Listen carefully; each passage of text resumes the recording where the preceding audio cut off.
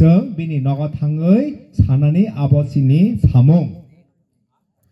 अबनि बागैनो जों फाइनाय एडिसि सं मारिव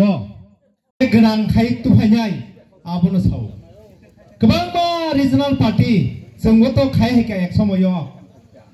आঞ্চলিক দল আইপিএফটি খায় हैका কে বিশেষ করে মান্ডাই বিধানসভার অন্তর্গত যে আমাদের খামতিং বিসি খামতিং মানে ভিলেজ কাউন্সিল এটার অন্তর্গত সিনাইকামি যে পাড়া সিনাইকামি এডিসি পাড়াতে প্রায় 28 পরিবারের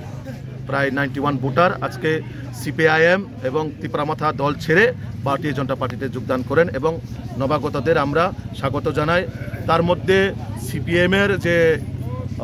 প্রাক্তন ভাইস চেয়ারম্যান মানে ইলেক্টেড পার্সন ভাইস চেয়ারম্যান উনি আজকে ভারতীয় জনতা পার্টিতে যোগদান করেন। এরা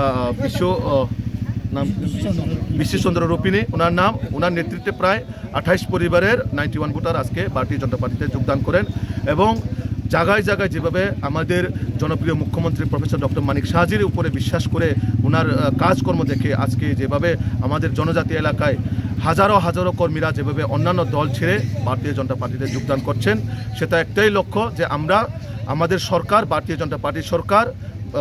কিভাবে জনজাতিদেরকে আরও ডেভেলপমেন্ট করা যায়, কিভাবে আমাদের রাজ্যকে আরও এগিয়ে নিয়ে যাওয়া যায় তার জন্য আজকে বিভিন্ন দল থেকে যেমন মান্ডাই হোক বিভিন্ন জায়গাতে আজকে ভারতীয় জনতা পার্টিতে যোগদান করে যাচ্ছেন এবং আমাদের আগামী দিনেও আরও বিভিন্ন মণ্ডলে বিভিন্ন জায়গায় জয়নিং সভা আরও আছেন আপনারাও দেখবেন। কারণ মোদিজি একমাত্র সম্ভব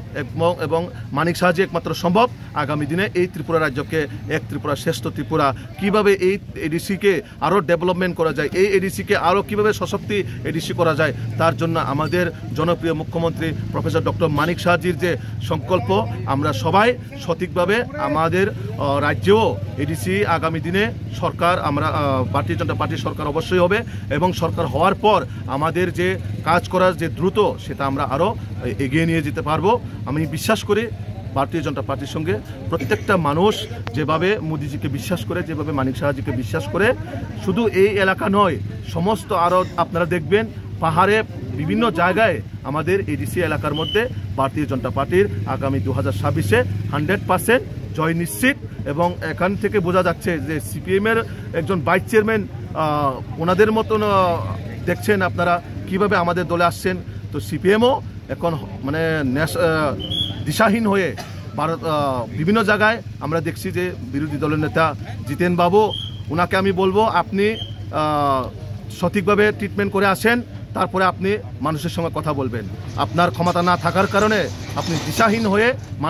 মানসিক রোগে আপনি আক্রান্ত। তাই আপনাকে আমি সাজেস্ট করব আপনি